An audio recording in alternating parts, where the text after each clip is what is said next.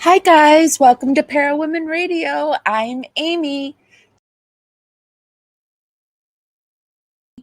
Tonight we delve into the chilling case of the West Memphis 3, also known as the Robin Hood Hills tragedy. Three innocent young boys were brutally unalived by three local teenagers in the area. These teenagers were convicted but later released on an Alford plea, thanks to the support of influential Hollywood figures. One of these teenagers is Damien Echols, who claims to have used magic to survive during his death row time. Tonight, we will explore Damien's use of magic during his harrowing days on death row. We will also examine the question of his innocence or guilt. Many have been swayed by the Hollywood narrative of misunderstood goth boys in the Bible Belt, but is there concrete evidence to support their innocence?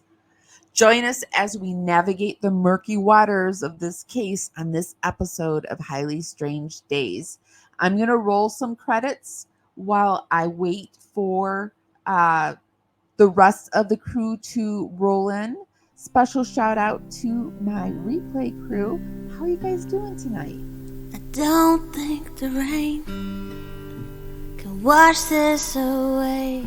This wound is too deep to heal now. But don't worry about me, I'll paint on my smile. This world is too shallow to drown me.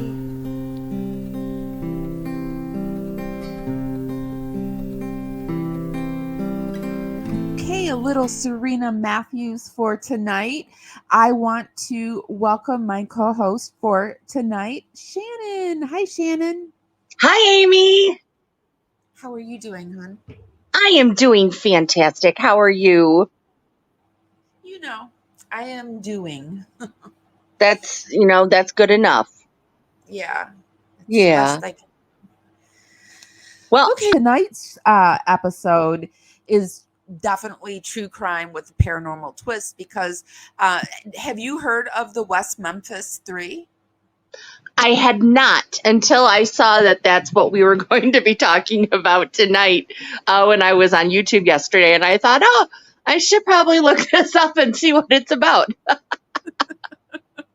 Okay, well, you're probably not the only one. So let me say that the West Memphis 3 case is about three men who were convicted of murdering three young boys in West Memphis, Arkansas in 1993.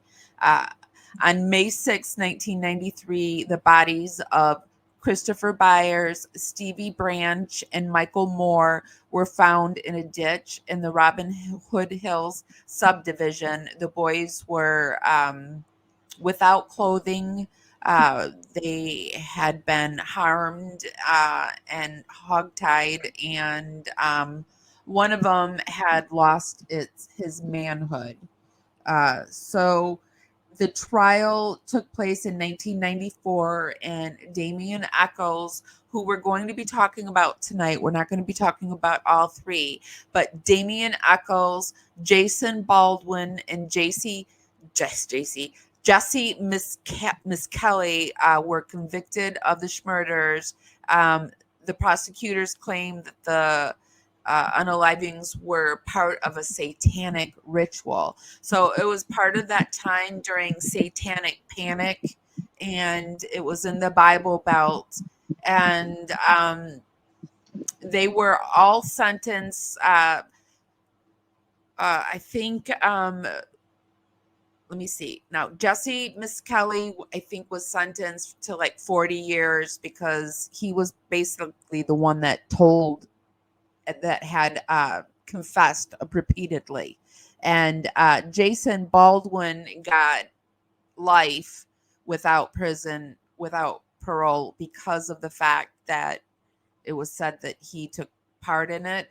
And then Damien Echols got the death row penalty. And so They were behind bars for over 10 years. It was a long time. And there were a lot of Hollywood celebrities that got in on releasing the West Memphis 3. Um, Johnny Depp was one, the Dixie Chicks, Peter, the guy who did Lord of the Rings, Peter Jackson. yeah, Peter Jackson, and those were They just even lived. Damien lived in Peter Jackson's apartment in New York yeah, yeah. afterwards. I've gone through, like, when I used to be a person who believed the Hollywood story about, like, it was satanic panic and these boys had nothing to do with it. But there's evidence when you go through the case, like I did, especially today, and I'm going to take us through. But first, we're going to talk about Damien, because Damien said that had he not practiced magic on death row, he wouldn't have been able to survive. And I wanted to kind of introduce to you who Damien was. Let me get him up on stage. So he, of course, has his own, YouTube page, and this is Damien Echols on YouTube. He has 82K subscribers. He does a lot of video. Well, all of his videos are on magic and magic practices. He does lives as well. He's written books. And one of his books that he wrote, well, actually, that's him now. And this is him back in the day. And I want to show you what he looked like back in the day. And then we'll go into one of the books he wrote. I think teenagers probably have trouble ever imagining anything but immortality for themselves. They seem to believe that they're indestructible. I mean, I was the same way. I guess all teenagers are. They believe that, I guess, nothing could ever happen to them. But when you wake up one morning and realize that you're on death row and you're waiting there day after day for them to set you an execution date, it's a pretty hard reality check. It's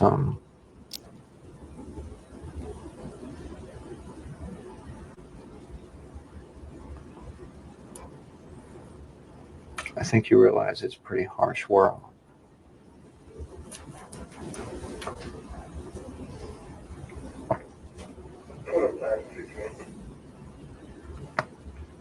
We're just about out of time, and I'm wondering if there's anything that you want to say or you want to talk about that I haven't asked you about.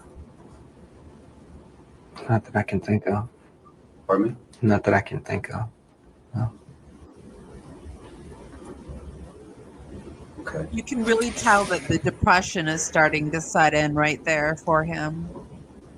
Yeah, at first I thought he was high, but I guess he wouldn't be in that particular instance. He has, If you could go back to your life before the trial and change anything, would you? I wouldn't change anything that's ever happened in my entire life. Nothing. He was pretty cocky during the trial, and I think that it was kind of setting in the fight that was in front of him. I don't know if they were guilty or they're not guilty. We're going to get into that in a second, but I just wanted to show this is a review of his book. It's called Ritual, and he wrote it with his wife, Lori Davis. Now, Lori is one of the people that helped get him out of prison. She saw him in The Paradise Lost. In 1994, HBO released this series called The Paradise Lost. And probably if they hadn't released that series, none of the Hollywood stuff would have came afterwards. You know what I'm just worried about this, going into this and seeing all this stuff that points to their guilt. I feel like it's like a Gypsy Rose thing where maybe we're just letting people off on passes. I hear a lot of background noise. I think I don't. I'm gonna remove myself and see if I still hear it. Yeah, I do. I think it's you, Shannon. It is you.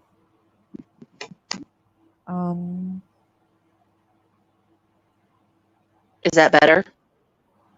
Well, it's staticky. I don't know what that is, like more staticky stuff Still? I'm hearing.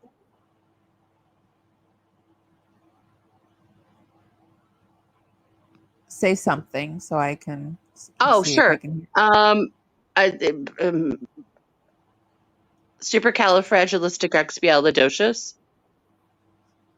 It's a little bit better. I'm gonna turn your volume down on your mic a little bit. Okay. Okay. Ooh, you guys, can you still hear her? Is that too low? Is her volume on her mic too low? Let Test us one. know. Oh, okay. Yeah, let us know if it's too low.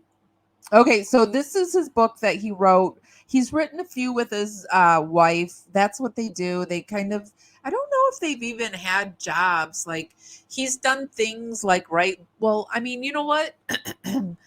I'm not even going to say jobs. I'm just going to say normal 9 to 5 jobs. I don't think that has ever happened for them. I think that because like he used to go around to tattoo places and write an X, like tattoo X's on people, just to say that they had been X'd by, I guess, just to say they had been X'd by Damien Echols. He likes to really lay into the fact that he's Damien Echols. Like, I guess there's been people who have said that before this all happened, he said that, you know, he was going to be famous and people were going to remember him when he died. But I mean, a lot of teenagers say these things, you know, like, I'm going to be famous one day. You know, that's just a typical teen thing to say. So, but this is his book. Ritual by Damien Echols and Lori Davis. And I know it came out a couple years ago already, but I thought I'd try my hand at giving it a quick little book review. Overall, this is a really gorgeous book. It does feel a little surface level, and I'll dive into some of like my likes and dislikes about it. If you're looking for like a cool, accessible beginner's book on high magic, something kind of along the lines of Cunningham's Wicca for the Solitary Practitioner, I think it would be a easy pickup. At the very least, it'll look cool on your shelf, and what is wizardry about if not looking dope? So the things I did like about this book, or I guess like pros about this book, obviously it is super gorgeous. We have a really nice cover design. It comes with this nice slip. We have an etched engraved cover. The insides are also gorgeous. Lots of fine detail into this and like nice illustrations. Some super accessible correspondence charts at the back. Cool stuff. And there are lots of accessible ideas in this book. Right on the back, it kind of pitches at that. It says, within these pages, you will find rituals for protection, joy, love, prosperity, creativity, and insight, all presented in plain, accessible language. And it definitely delivers on that. As I was saying before, it kind of reminded me of like the Cunningham book in that regard. I did feel that it was mystically chuggy. It was kind of hit this live, laugh, love tone a lot of the time for me that might be something you're looking for in like your practice or in something you're reading, but kind of pushed me out. Along those lines, there is like a lot of God talk with a capital G and some. And he has spoken why he speaks so much about God talk, being that where he grew up like in the Catholic faith, and that was impressed upon him, the Christian form of God. And so when he does his magic, he invokes the Christian form of God. But here is an article where he has Magick saved my life. The former, I don't know if I can say that word. So, DEATH row inmate turned warlock. Damien Echols' religious beliefs once got him wrongly convicted of murder. Now he's free and wants to teach others. We won't read the whole thing, but do you want to read some of it, Shannon? Sure. Starting at the big T? Yep. All right. The first time Damien Echols saw an angel, he was terrified. It showed up one day in his prison cell at Tucker Maximum Security Unit in Arkansas, where he was serving a DETH sentence after being wrongfully convicted of a triple child murder. The angel had no halo or trumpet. It wasn't like a person with blonde hair and blue eyes and wings on its back, Echols says. Instead, it looked like two black triangles. One big triangle as the body and a smaller one for the head. It had no discernible facial features, but I knew it was an angel. And I got why angels in the Bible say, "Be not afraid," whenever they show up, because this thing was terrifying. After the initial shock, he felt angels' clear light. For years in solitary confinement, Echols had performed rituals intended to summon protective angels. It was part of his spiritual practice of ceremonial magic, which he defines as the art of shaping reality with intention and will. But he'd always experienced angels as comforting visualizations, like imaginary friends, until he saw the triangle apparition in his dark cell, where his only regular visitors were mosquitoes and rats. It was the first time I felt like an angel was really physically there, he says. That vision cemented his faith in magic, spelled with a K, which he emphasizes has nothing to do with the hat trick illusions of David Blaine, nor does it involve Harry Potter-style spell casting. Rather, it's a specific spiritual tradition derived from an amalgamation of Gnostic Christianity, esoteric Judaism, and Taoist energy practices. He started practicing for 8 hours a day. I turned my cell into a monastery. Now he credits magic with his release from prison after 18 years. In his new book, High Magic, A Guide to the Spiritual Practices That Saved My Life on DETH Row, he presents himself as living proof that these esoteric techniques, which include visualizations, breath work, and bellowed chants in Hebrew and Aramaic, really work. I did magic to lessen the power of the politicians who were invested in carrying out my murder, he writes. I performed magic to draw freedom toward me. Given the near miracle of his resilience, even skeptics might find themselves swayed by his testimony. You know what I have to say about this? Like, why couldn't, like, people say, like, oh, I prayed, their Christian prayers and it worked. So, I mean, why his magic could have very well worked, right? Yeah. Yeah, of course. I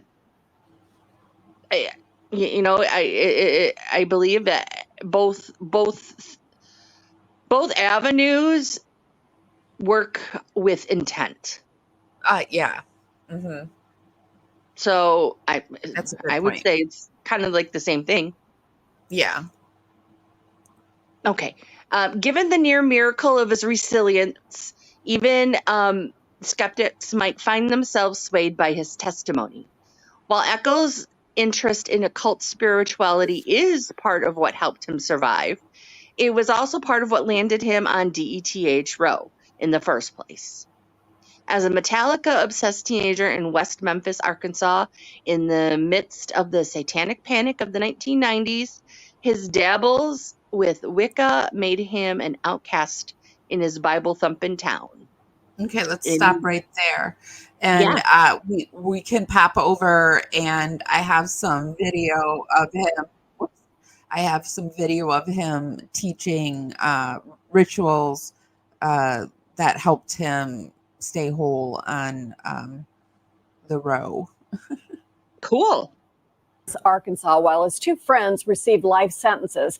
The men, dubbed the West Memphis Three, were released in 2011 after new DNA evidence cleared them. A string of documentaries have told their story, and they won support from celebrities including actor Johnny Depp and Pearl Jam's Eddie Vedder.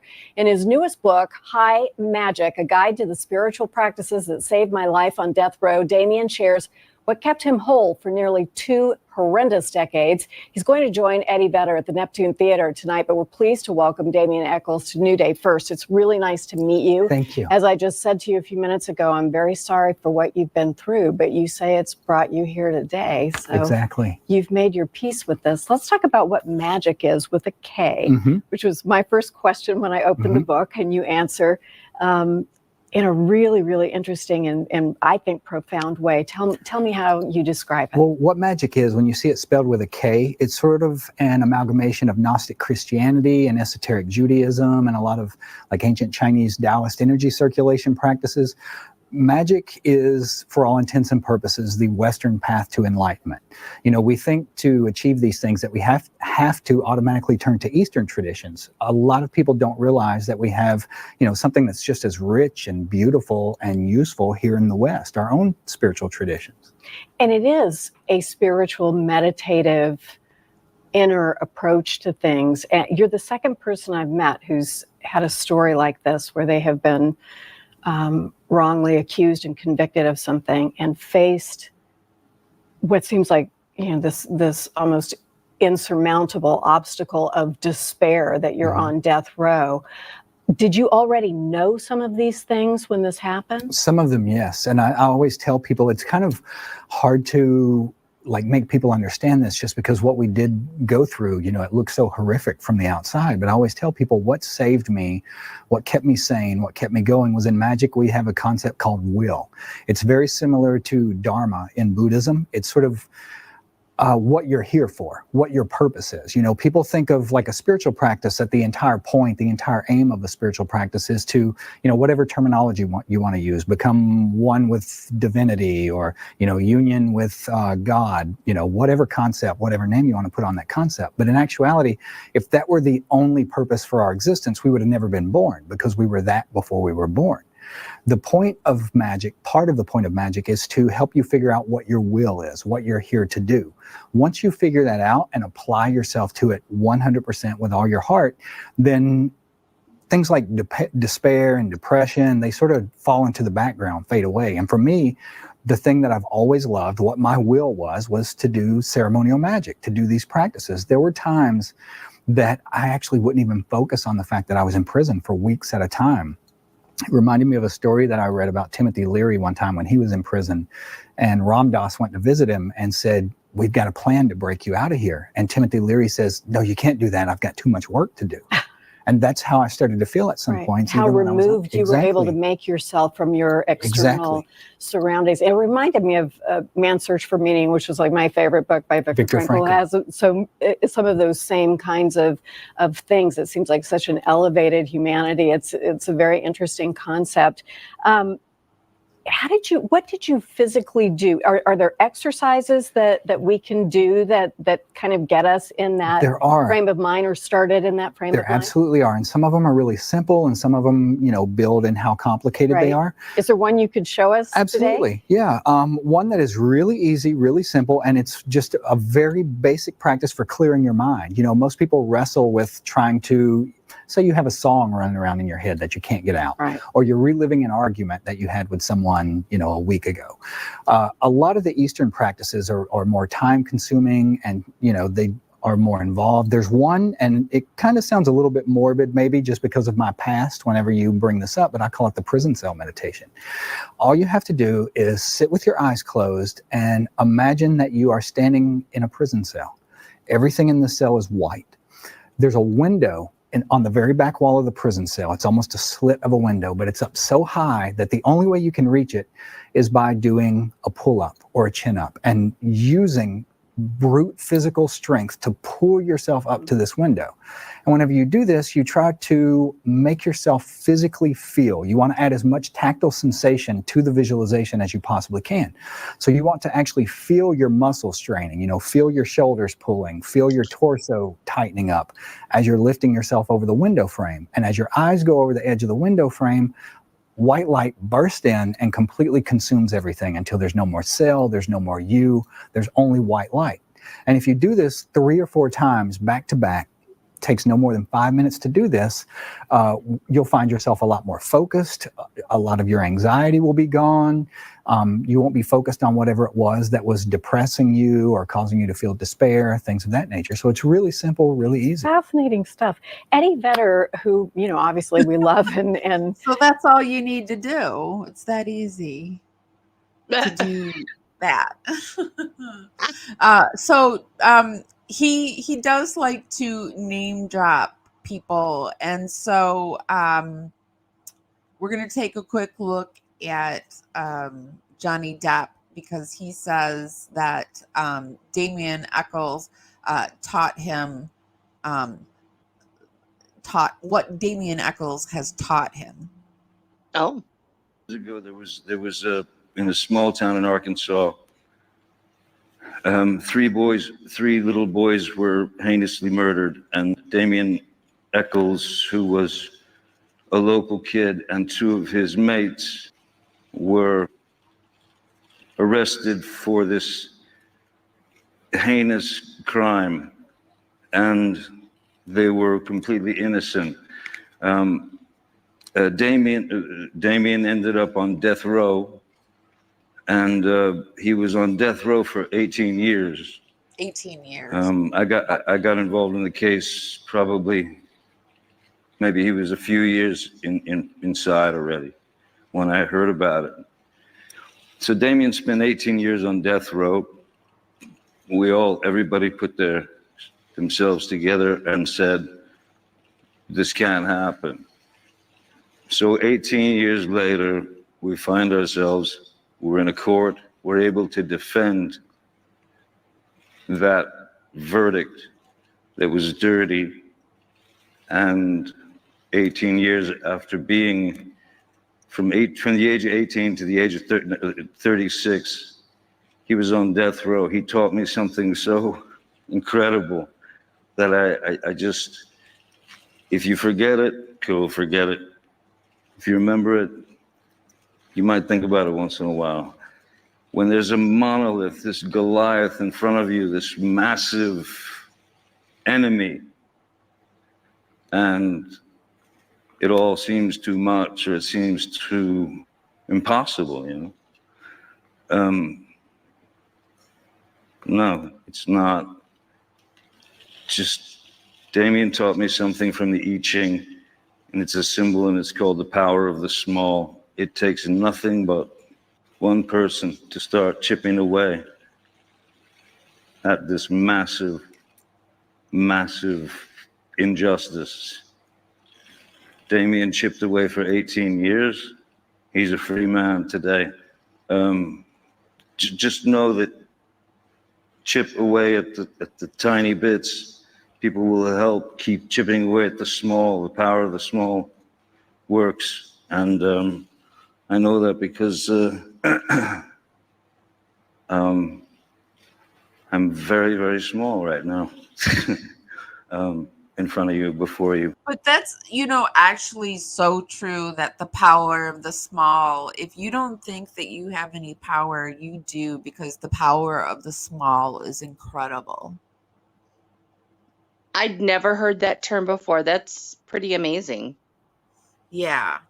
So I thought, oh, this is so wonderful. It's, one of those happy stories about prison where, they got released. They're still considered guilty. It's still on record that they're the ones that did it, that they're guilty. They're not looking for anyone else.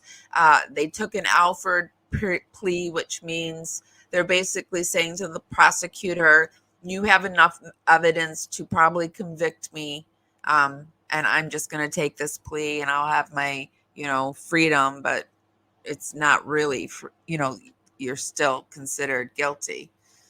And so I thought, well, I wonder, are people like, totally buy the Hollywood story, and that's what all it was satanic panic and, this bumbling police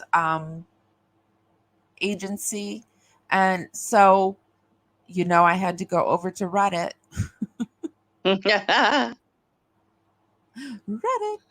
And this is, anyone believe the West Memphis 3 were guilty?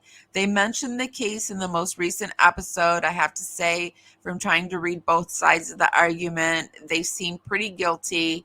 I know the podcast covered the case, so was curious what others thought. And then, of course, I had to go down the rabbit hole with all of this. And there's a lot of people that think they're guilty. Like, I thought everybody thought they were innocent, but that's not true. And a lot of people really lean towards Damien being the worst of them.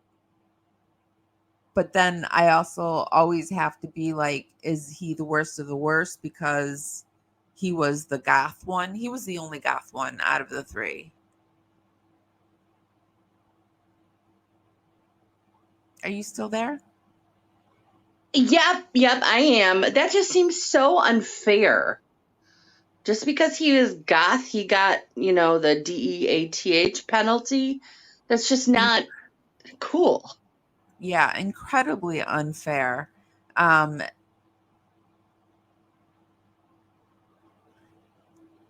But here's the thing, and they also said that it was incredibly unfair because Miss Kelly is supposed to have a low IQ, and the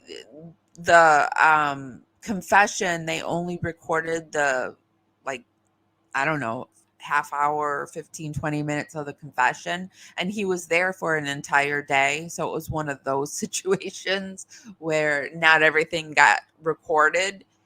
But and he was also a minor at the time.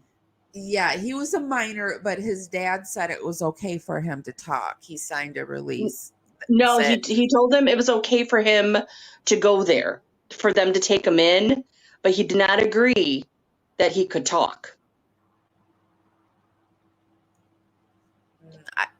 Okay, well then I don't know. I don't know the answer to that because I read that it was he signed a thing. And we're gonna watch some things and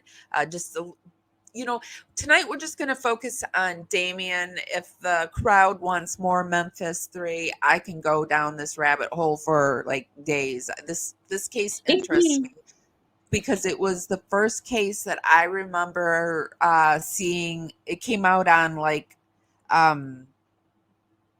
you had to rent it at the video store. It wasn't like on TV or anything like that. It was, you had to rent it, I remember. And I just remember. Are you talking about the Paradise Lost? Yeah. Okay. And I just remember being shocked by it because nobody was watching stuff on the computer in 1994. No, they sure weren't. It came out on like DVD or something like that. Those big DVD tapes that you had to go to Blockbuster for.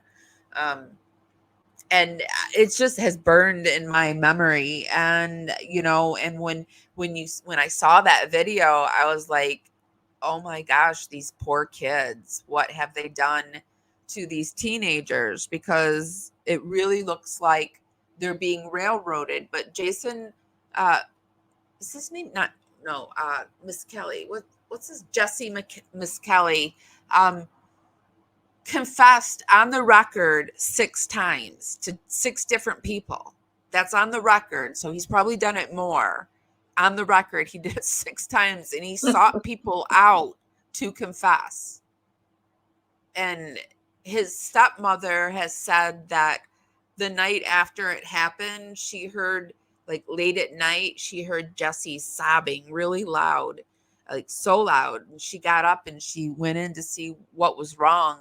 And he said his girlfriend was moving to another state, but his girlfriend never moved to another state, never was gonna move to another state.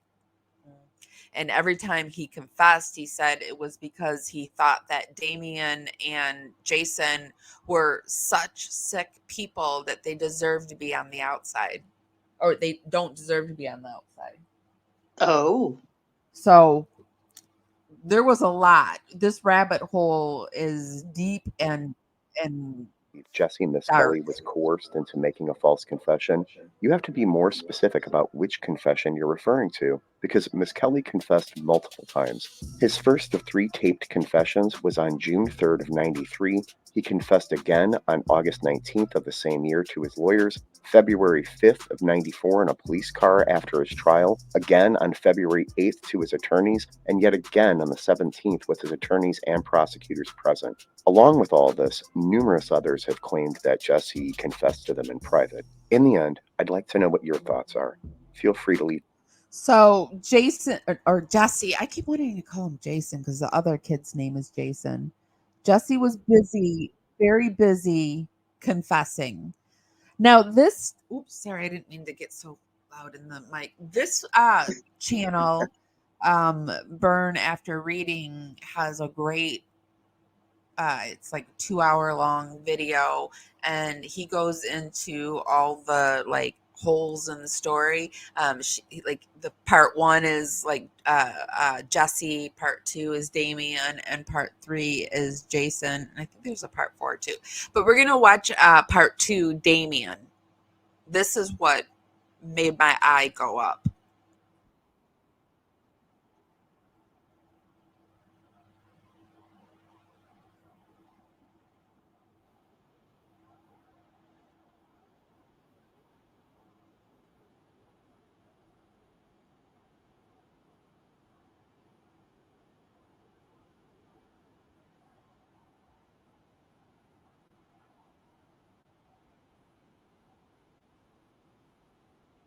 So that's what the kid looked like back then. Okay, here you go. Law series, The Devil's Knot book, and a cast of famous people sympathetic to the West Memphis 3 cause. They believe that Damien was just a mere depressed, misunderstood bright kid in an ignorant southern judgmental Christian town who scorned him simply because he dressed differently and liked other interests. Now, according to Damien, West Memphis was second Salem, and he was a victim in their modern-day witch hunt. Okay, now call me crazy, but I'm pretty sure the prosecutors of the West Memphis 3 trials didn't use spectral evidence to convict them like they did in Salem back in the day. Some of you are probably asking, what the hell is spectral evidence? Well, Joan Johnson Lewis of thoughtcode.com explains it really well. Spectral evidence is evidence based on visions and dreams of actions of a witch's spirit or specter.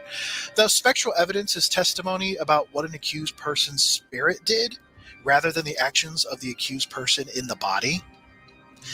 In the Salem witch trials, spectral evidence was used as evidence in the courts, especially in the early trials. If a witness could testify seeing the spirit of someone and could testify to interacting with that spirit, perhaps even bargaining with that spirit, that was considered evidence that the person possessed had consented to the possession. People used to do crazy things. They remember, wasn't it you that in your one of your Paraworld News things, you said that pig got put on trial for possessing someone or something like that? Who did? Back in the 1800s, they put a pig on trial. They used to put animals on trial for possessing humans back in the 1800s. That does not ring a bell, but my memory is kind of Swiss cheesy lately, so it could have been me. Okay. And thus was responsible. Okay, I'm 100% confident that spectral evidence was not used to convict Damien Echols, hence voiding the lunacy of this being another Salem witch trial. I'm also certain that West Memphis didn't attribute all other crimes to Satanism. However, what we do see, if we dig deeper, we'll see a violent, disturbed kid with documented health problems along with suicidal and homicidal tendencies. Let's discuss what led up to the murders. Right? Murder. On May 29th of 1992, nearly a year before the murders, Damien was arrested for burglary and sexual misconduct after trying to run away with a girl named Deanna Holcomb, his girlfriend at the time. During the arrest, Damien threatened to kill the officer who made the arrest and Deanna's father. Later, Damien told caseworkers that he made a suicide pact with Deanna if they couldn't be together. How Romeo and Juliet. Jerry Driver, a juvenile probation officer, along with Detective John Murray, questioned Damien. Damien denied being a Satanist, but he did admit he was involved in the occult. He described himself as a gray witch, a witch that is in the middle of white and black witchcraft. Basically, he saw himself neutral between good and evil. Damien explained to Jerry that he did have a group that would meet and that his main participant was his best friend, Jason Baldwin. He also boasted that Jason would never give him up, which was confirmed in Damien's autobiography entitled Life After Death. Jason knew of Damien and Deanna's plan to run away together and was with them part of the day, helping them. So this doesn't have anything to do with it, but he did end up he was in some psych units prior to the crime. He did say that he drank blood and that he had a coven, and he said that it's been said that he tried to talk his girlfriend into sacrificing the baby if it was a girl. He had during this time that it happened, he had a son.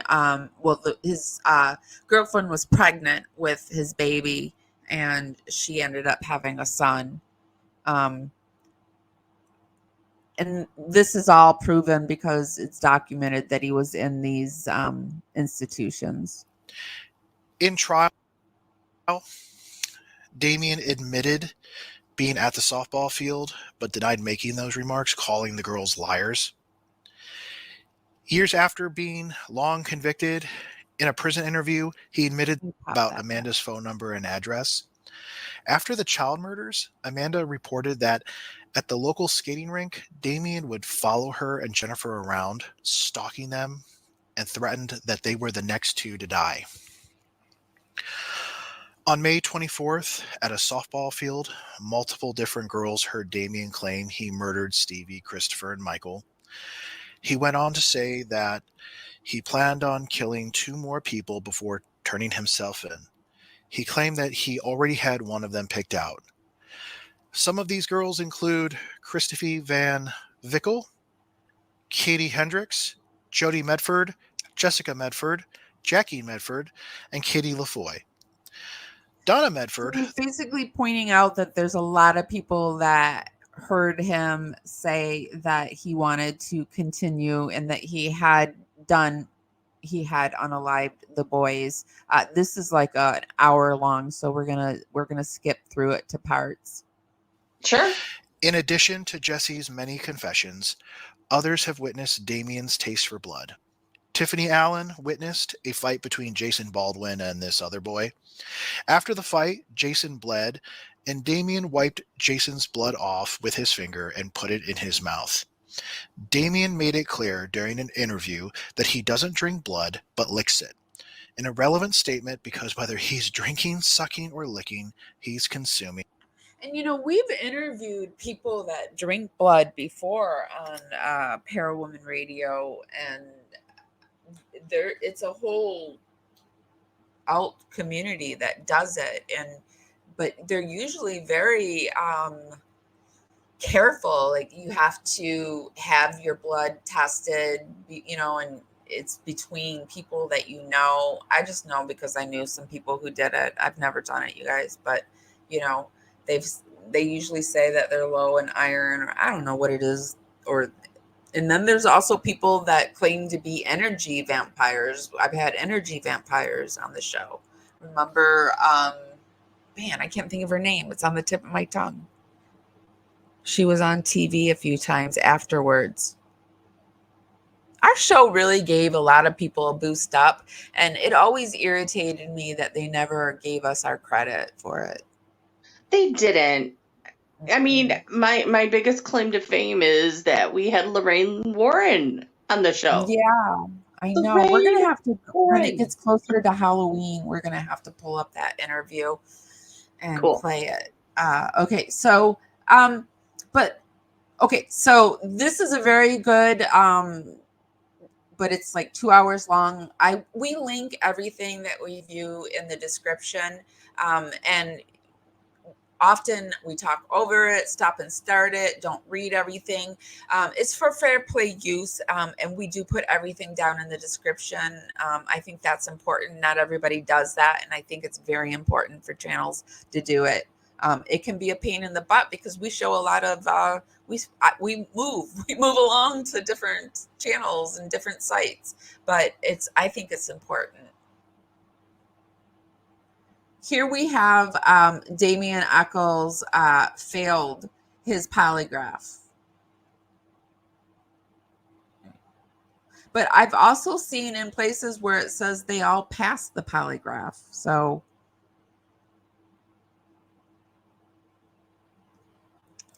a 10-question polygraph was, go ahead. Oh, I was going to say, but they're not the only ones that failed the polygraph regarding this case. And that's one of the reasons why they got released. They have really screwed up this. The police really screwed up this case so that nobody's going to ever know who did this, I don't think. Yeah, I don't think so either. But we are going to talk about there's new testing that Damien is actually trying to fight for. So a 10-question polygraph test was formulated, and 3 polygraph charts were conducted. The test contained the following relevant questions. Number 3, at any time Wednesday or Wednesday night were you in Robin Hood Hills? His answer was no. Question 5, were you present when those boys were killed? No. Did you KILL any of those 3 children? No. Do you know who KIL those 3 children? No. Do you suspect anyone of having harmed those 3 boys? No. Is it the opinion of this? It is the opinion of this polygraph examiner that this subject recorded significant responses indicative of deception when he answered the above listed relevant questions in the manner noted. Conclusion: deception indicated. So he was one that failed the polygraph, but again, like you said, many failed the polygraph. And we have here where this is an interview of why do people think the West Memphis 3 are guilty. In court, and the mental health history of Echols were completely left out, much like the documentaries which completely ignore these aspects. So I'd like to present some things to whoever is watching this, and you can decide for yourself. I am not claiming absolute guilt necessarily, but I believe these are very important things to factor into the bigger picture.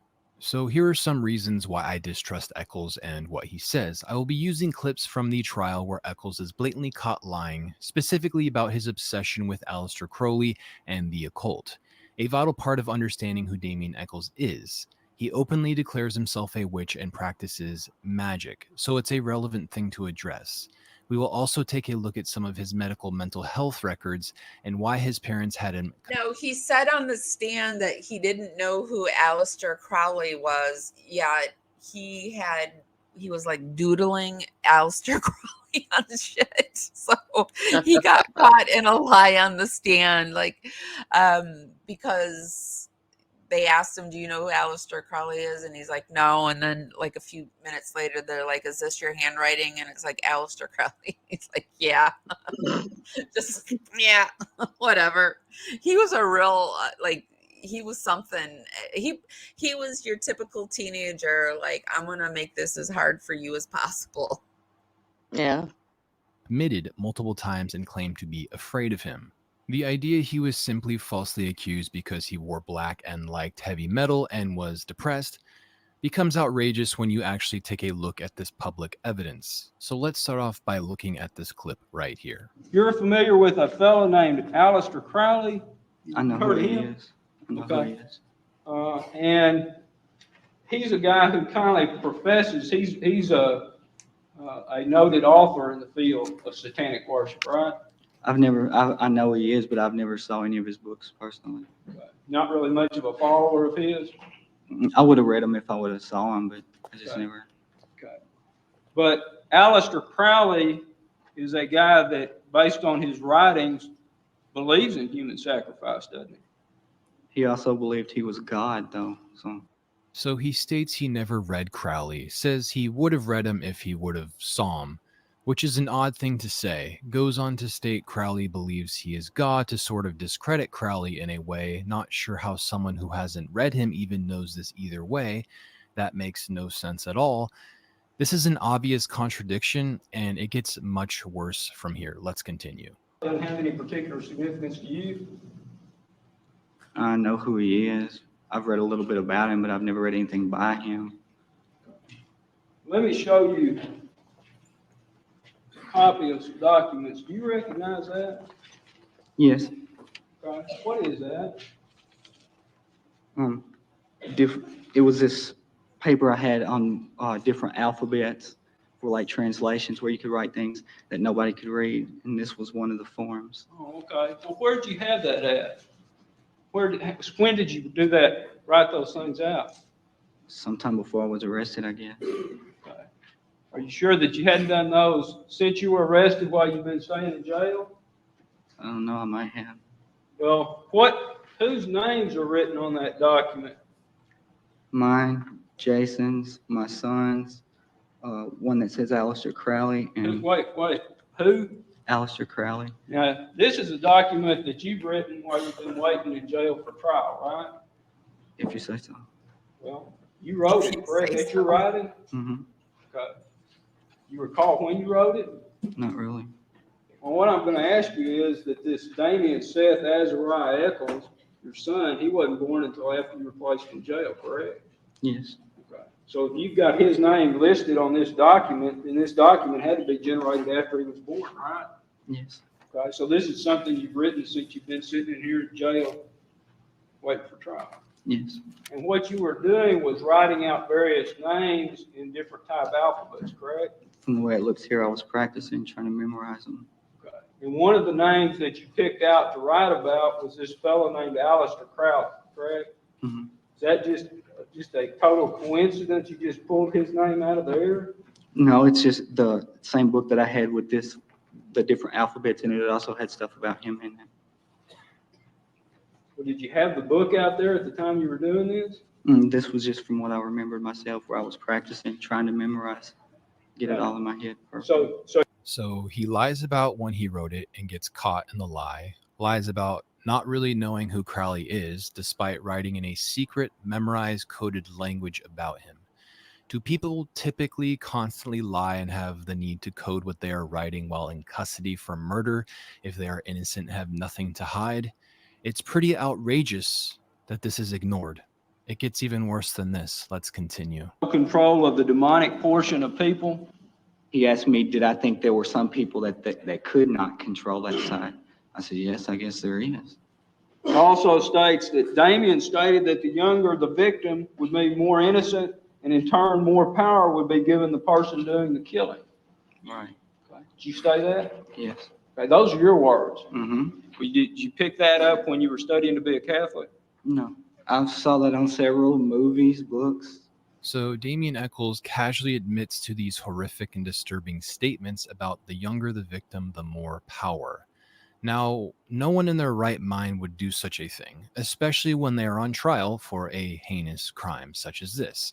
Casually says it's a sort of common knowledge because he's seen it in movies and books, acting like everybody knows this or something. Now let's take a look at a line from this Crowley book. You know, the books Echols claimed to have never read, right? I know he is, but I've never saw any of his books personally. A male child of perfect innocence and high intelligence is the most satisfactory and suitable victim. Aleister Crowley. Magick, Book 4, Liber Abba. I would call this an ideological smoking gun. Anyone care to explain this away? lies and contradicts himself, wants to act like he isn't knowledgeable on Crowley while openly and casually making reference to this horrific sick line from a book he hasn't apparently ever read. It's an exact conceptual match. I think that I could understand why somebody might lie about this, considering that if it was satanic panic, you understand that it's satanic panic and you don't want that to be brought up, right? And being a teenager, you think you can just lie and like skate over it. Do you know what I mean? Do you agree? Yeah, I know what you mean. And to be honest, I really, I guess I don't see where I disbelieve the kid, Damien, at this point. I'm like, I can't figure out if I believe it or I don't believe it. I have to go further into it, because I mean, the fact that Miss Kelly keeps, saying what he saw is like pretty upsetting. And then even after his trial, these police officers said, just, you can tell us what happened. It won't go against you. I mean, in court. And he supposedly like told this whole story about it. It's hard to listen to. It's, about how they were harming and sexually harming the boys and what they were doing to them. And they did find this liquor bottle that was there. And in one of the stories,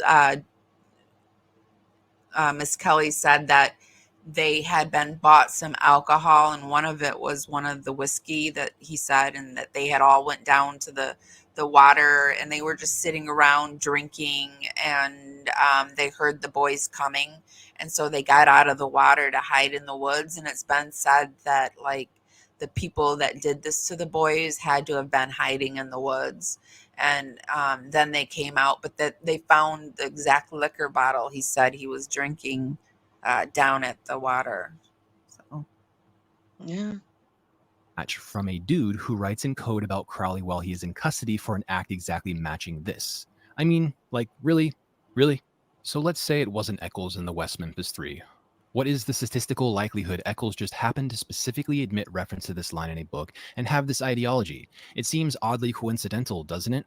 Crowley is known as the most wicked man in history, and this is who he openly has emulated his entire life, and it's only increased after. I don't know. They've said like Aleister Crowley, when he's said like about unaliving babies, it was more him talking about killing his semen. Facilities. Charter Hospital of Little Rock, patient Damien Echols, chief complaint, they say I suck blood. Let's skip down a paragraph. Damien was placed in the detention center. While at the detention center, he reportedly grabbed a peer and began sucking blood from the peer's neck. According to Damien, he relates that the peer was aware that he was going to do this. Staff reports that Damien was not remorseful for his behavior. Damien indicated that he sucked blood in order to get into a gang. He denies that it was any type of ritual. And Damien reportedly threatened to kill his father while in Oregon and also threatened to eat him. Do I need to say more? I'm going to go to the next document. You can pause and read the entire document yourself if you want. Focus of today's session is spent talking with Damien. I also think that Damien was really into shock, like shocking people. So. Yes, I can see that. I can absolutely see that. So, I mean, I take very little, like, in the psychiatric. I mean, I guess I should hold more to it, but it just seems like, I don't know. It does seem a bit satanic panicky to me. I agree. His feelings of death. He brought with him to session a poem that he had written during the past week. The theme of this poem centered around death and power. Damien explained that he obtains his power by drinking the blood of others. He typically drinks the blood of sexual partner or of a ruling partner. This is achieved by biting or cutting. He states it makes me feel like God. He also believed he was God, though. So he remembers doing this as far back as the age of 10. He does not remember where he learned to do this. Damien believes that there is no God. He feels that society believes there is a God because society is weak. He wants very much to be all-powerful. He wants very much to be in total control. I think I'll stop there. I think that's enough. I think that paints an accurate picture. You can, again, pause the video and read the entire document yourself if you want, but there is tons of examples like this throughout his entire medical mental health history, which are public record, which you can go read for yourself. So again, does this So he was very troubled. He was a very troubled boy. And that probably made them a target, because they were troubled boys. You know what I mean? Yeah, absolutely. But I think that he could be intrigued by Aleister Crowley and want to learn more about him, and maybe had read about him in other books.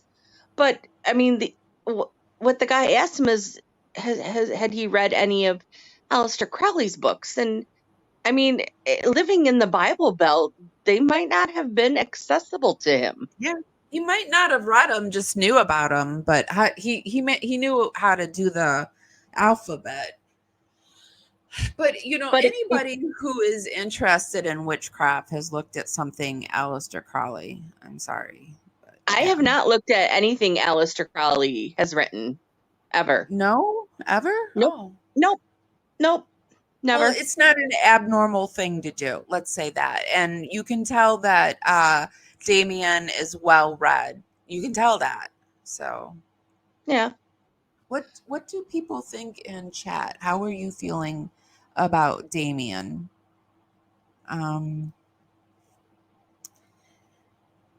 He's totally misunderstood.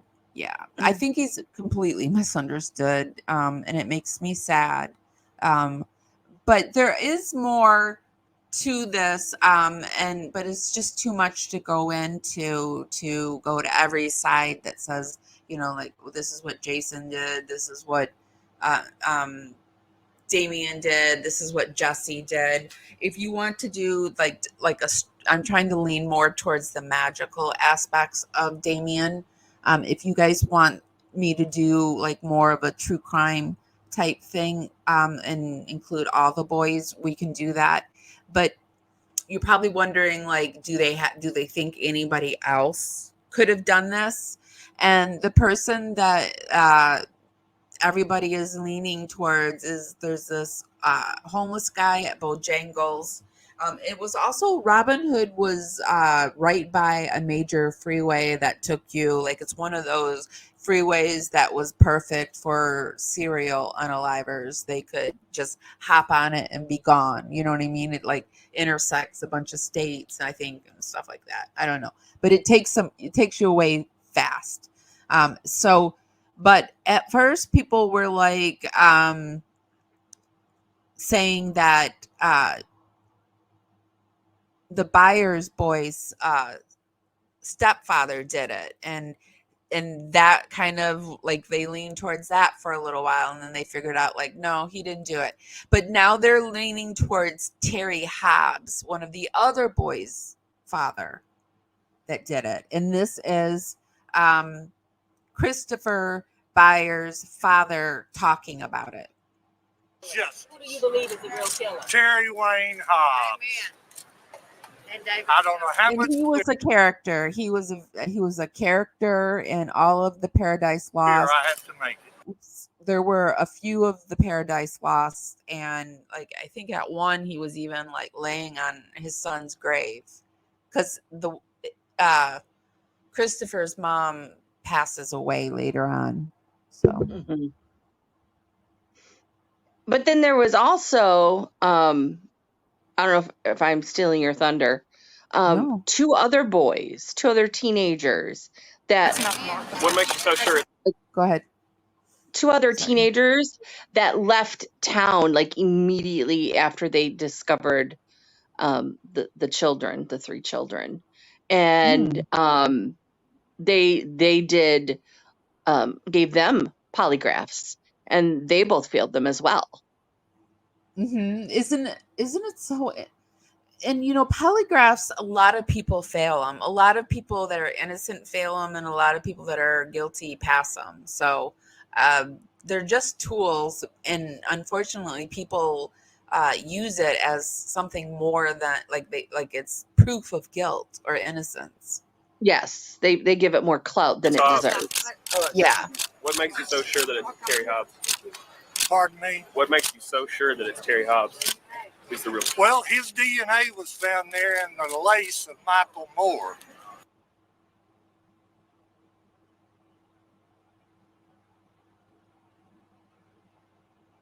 So it says there's just one problem with this. Statement. The lace was used to bind Michael Moore, but no one knows who the lace really belonged to. If the lace was Stevie's, then Hobbs's hair was secondary transfer.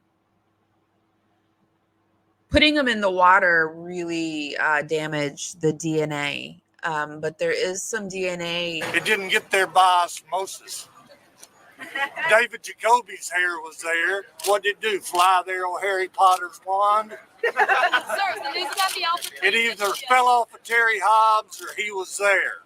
There's no other two ways about it. None of the West Memphis 3's DNA was there. He's failing to add that the hair that allegedly belongs to Jacoby was discovered weeks after the murders. Also, it matches 6 to 7% of the population. None of my DNA was there. It says, really, none of your DNA. Some of us still remember the Kershaw knife with BLOOD matching you or Christopher. So it would be normal that there would be some of the parents so crime stuff, but here's the Terry Hobbs 2022 update on what they're saying about him. Online.com, and the story is linked in the description below. Recently posted an article on the West Memphis 3 case stating crime con experts have analyzed a never-before-seen interview with Terry Hobbs. Now, he is the person that most people think likely committed this crime. The article states, for years, the stepfather of one of the 3 children killed in West Memphis, Arkansas, has maintained his innocence despite public outcry to investigate him. I'm just basing this off all the interviews I've seen, articles I've read, and the research I've done on my own. But if I had to make a guess, I would allegedly say that Terry Hobbs is indeed the person that committed this crime. Everything, in my opinion, allegedly points in that direction. It states during a special presentation at CrimeCon 2022 in Las Vegas, former New York State prosecutor joined Truth and Justice podcast host Bob Ruff and investigative journalist George Jared to take a deep dive into a conversation Jarrett previously had with Terry Hobbs. Hobbs was the stepfather of Stephen Branch, one of the boys that was found murdered in 1993 in West Memphis. Now, as we know, in 2011, the defendants were released from prison after accepting an Alford plea, which allowed them to maintain their innocence and get out of prison. However, their plea didn't clear their convictions, and all 3 men still have a murder charge on. But again, I would also have a very hard time somewhat admitting to something that I know I didn't do. But I do think I would also accept that Alford plea and work on my case from the outside. I would for sure take the Alford plea and work on my case from the outside. Oh, absolutely. Once they get you inside, you've got to fight tooth and nail to get out to change it. And yeah, for sure. So there's this fun little thing. I just wanted to, and we are going to talk about the final talk about the new evidence at the very end. But there's this fun little thing where this guy bought a storage locker of Damien Echols and Lori Davis in 2017. Ramsey, I wanted to put this clip up of a news report from Arkansas concerning the purchase of Damien Echols' storage locker by a man named Rob Horn. You'll see Rob Horn in the following video, and then I'll follow up with some of the pictures that Rob Horn took of Damien Echols' journal, compared it to other writings from another journal, and then show an advanced copy of Mara Leverett's book, Devil's Knot. Have you ever seen this show, Storage Wars? It's where people can buy abandoned storage units through an auction. Well, one Arizona man who recently moved to Arkansas decided to take his chance at a Little Rock auction, and what he found inside the unit he bought was insight into one of the most publicized murder cases in the country. Janice Broach has the story. Here's a copy of Aleister Crowley's The Book of the Law on top of this stack of books. Was it 1 in a million to be the person to actually bought his stuff? Not very many people. It's Stephen King in there. But Rob They sure did. So is that lucky? This kind of stuff. He didn't know what he had when he recently bought the abandoned contents of a storage locker in Little Rock. I just saw a bunch of books with, I can sell books. These books, lots of them on the table, under it, and in boxes, 12 to 15 boxes of books now in his home. A lot of the books has his name written in it. Damien Echols, Varner Unit, Grady, Arkansas. That Damien Echols from the notorious West Memphis 3 case. All a mystery to Horn. None of it meant anything to the retired police officer from Arizona until his wife read one of the letters tucked inside one of the boxes. Damien had the Supermax. So we started Googling real quick, of course, and we came up with, and that's also how I found you. He knew the locker he purchased belonged to someone named Lori Davis. We did a lot more research and realized she had married him while he was in prison. And then he knew what he had. And then I thought, wow, we might be able to make some money off this, maybe. There are photos of Lori, photos of her outside the prison, a photo of Lori and Damien. Rob Horn also told me that there are photos of Lori Davis naked with a ball gag in her mouth that he sent back to Damien and Lori. Art, possibly drawn by Damien, and there are...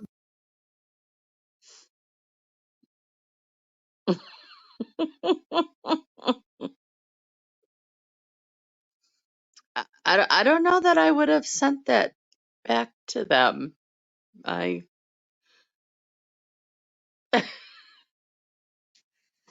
That's just weird.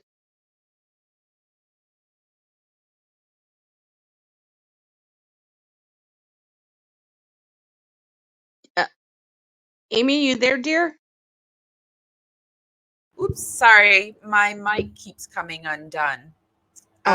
Maybe it's my mic that's doing it, but I'm not moving. And okay, anyway, we'll know at the end of this. So, helps us dance. Be sure to give this live a thumbs up. Helps us dance out into the algorithm. Party out there. Bring more people back to the party. It's just a free way to help us out. We're coming to you today on Facebook, YouTube, and Twitch. Hi, guys. All right, so let's talk about the new evidence. So there's new evidence, and Damien has really been fighting to have it tested.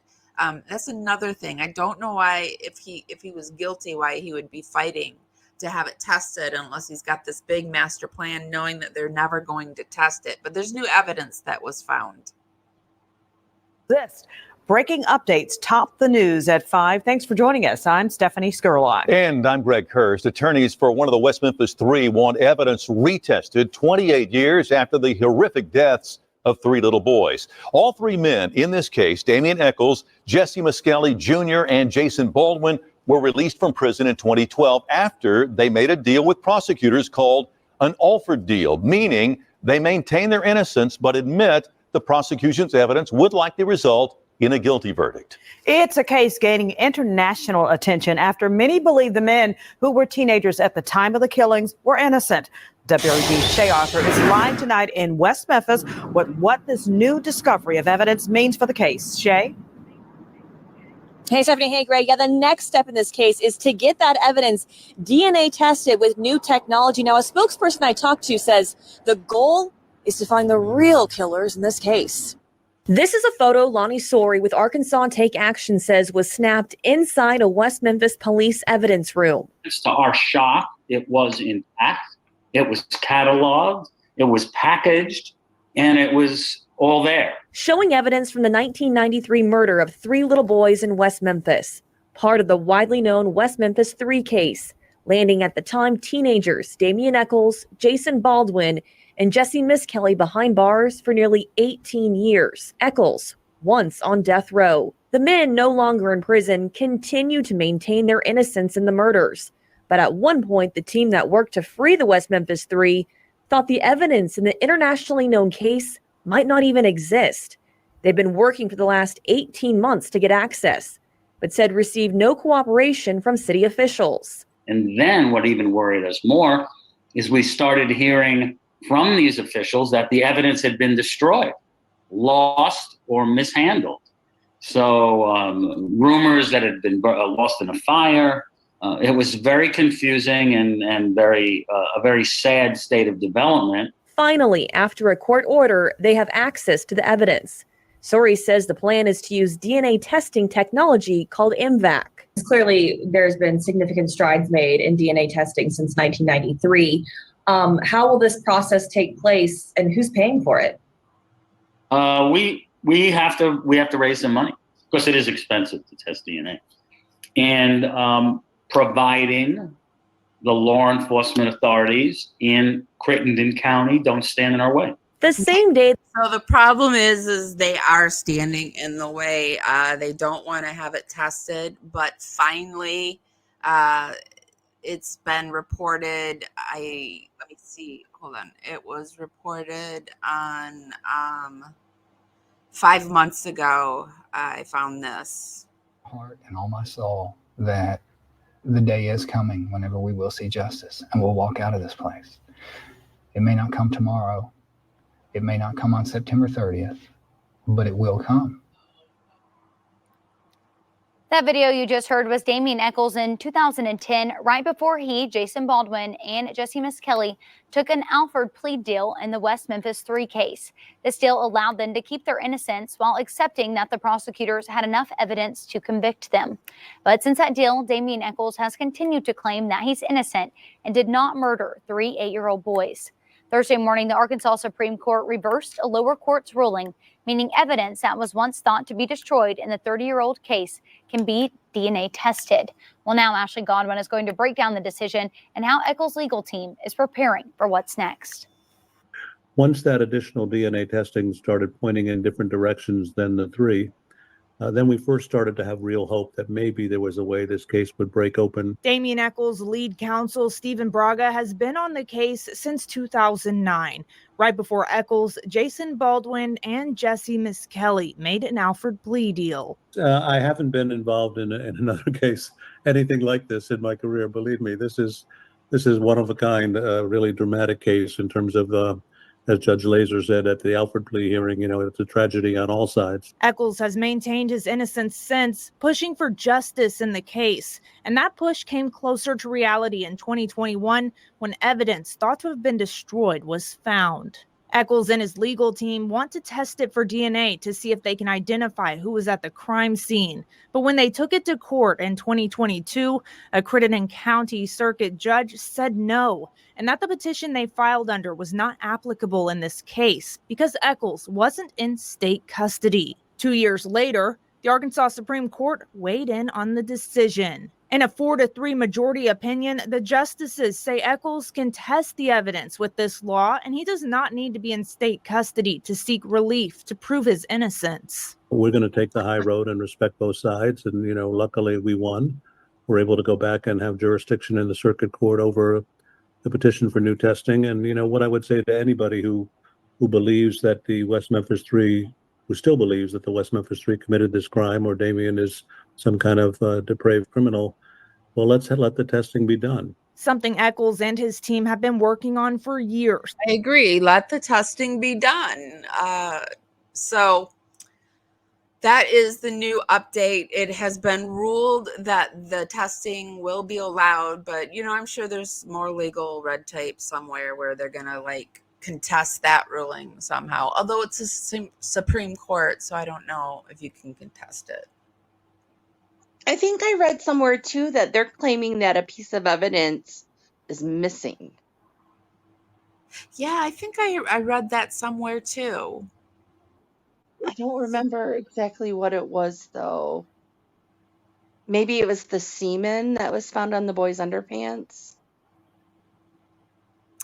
There is a channel that I have found that lists every single piece of evidence in this case. Nice. And if you guys are really interested in this, like I said, I'll do another one probably on a Wednesday or a Friday, and we can just go into all of the cases, all of the we can talk about the 3 victims.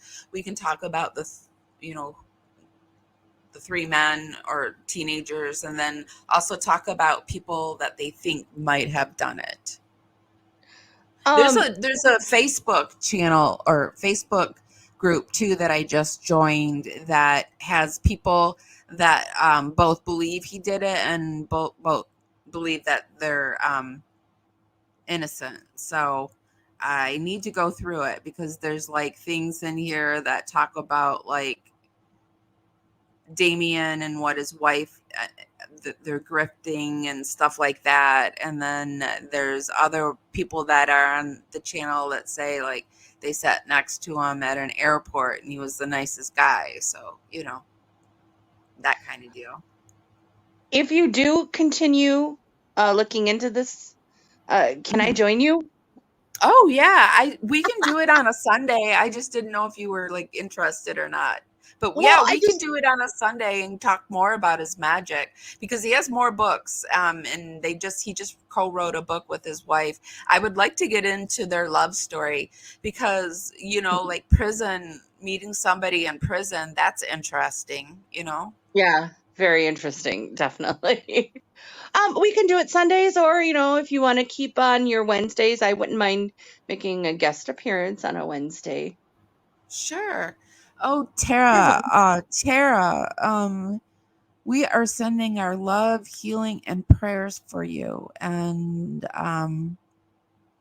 yeah.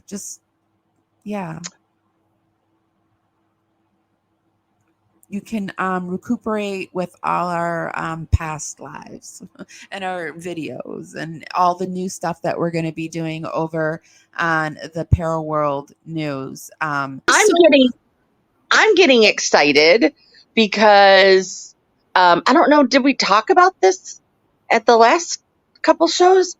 But we are getting ready to roll out a new channel. I know. Yeah, I think we mentioned it and I put it in the opening today. Yeah. So we have the Paraworld News that is launching, and it will be all paranormal, high strangeness over there. Tell us what you have planned, Shannon.